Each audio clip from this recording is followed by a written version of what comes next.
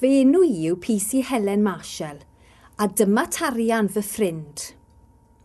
Mae ar bigau'r draen i sôn wrthych am un neges diogelwch pwysig. Mae bob amser yn poeni am eich cadw chi gyd mor ddiogel a phosibl. Dywedodd wrtha'n gynharach ei fod eisiau siarad am bobl ddieithr. Pwy ydyn nhw tarian?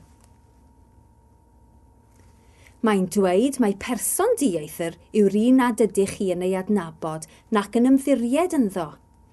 Dylech bob amser ddweud wrth rhywun os bydd person dieithr yn eich poeni chi.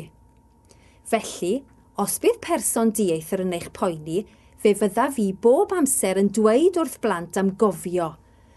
Rhedwch, gwaeddwch a dywedwch. Oherwydd rydw I am iddyn nhw fod yn ddiogel hefyd. Na, tarian, allu di ddim mynd i rhedeg nawr. Nid dyna ydw i'n ei feddwl. Os bydd person dieithr yn siarad â chi neu'n gofyn i chi fynd i rhywle, fe ddylech rhedeg i ffwrdd?